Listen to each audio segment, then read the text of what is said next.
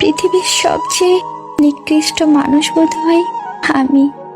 আমাকে ইচ্ছে মতো কাঁদানো যায়, প্রয়োজনে ব্যবহার করা যায়, যত খুশি আঘাত করা যায়, খুব সহজে বোকা বানানো যায়, আমাকে ভুল বোঝা যায়, সব দোষ আমার উপর চাপিয়ে দেওয়া যায়।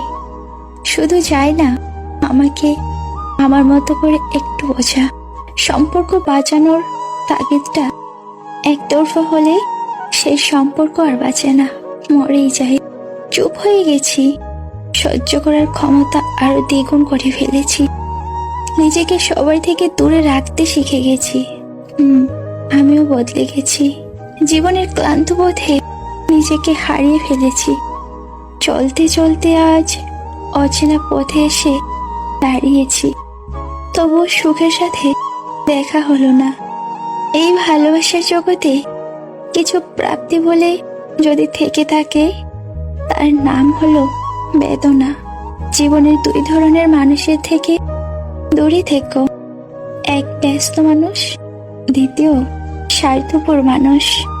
কারণ ব্যস্ত মানুষ নিজের ইচ্ছে মতো কথা বলবে, আর স্বার্থপর মানুষগুলো নিজের দরকারে তোমার সাথে কথা বলবে। ঝগড়া আমাদের মধ্যে আগেও হয়েছিল, কিন্তু আজকাল একটু বেশি হচ্ছে। যে মানুষটা আগে ক্ষমা চেয়ে নিত, আজকাল সে ব্লক করে শান্তিতে থাকছে। এবারে যদি আমি একটু বদলে যাই, তাহলে হয় এই সম্পর্কটা আর থাকবে না, আর সে আমাকে স্বার্থপর ভাববে। কিন্তু আমি তাকে এটা রিয়েলাইজ করাইতে চাই যে সে তার নিজের ভুলের কারণে আমাকে হারিয়েছে। জীবনের কষ্টগুলো যদি বেঁধে রাখা যেত, তবে তা যত্ন করে বেঁধে রাখতাম। কারণ কোনো এক সময় যদি ফিরে আসো, তাহলে দেখাতাম তুমি চলে যাওয়াতে কতটা কষ্টে ছিলাম আমি।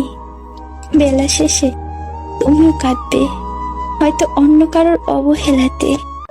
জীবন হলো এক জলের নৌকা, কখনো সুখের পাল তুলে, কখনো কষ্টের স্রোতে ভাসে, কখনো ছুটে যায় ভালোবাসার টান, আবার কখনো থেমে যায় অজানা অভিমানে। অভিমান যদি শেষ হয়ে থাকে, ফিরে এসো দিনের শুরুতে, না হয় বিকেলের গধূলিতে। যদি না পারো, তবে জোনাকের আলো ঘেরা সন্ধ্যায় এসো, তবুও এসো। তোমার অপেক্ষায় আছি। কি হয় এমন অভিমান করে নিজেকে কষ্ট দিয়ে? সবসময় পারি না খুশি করতে তোমায়।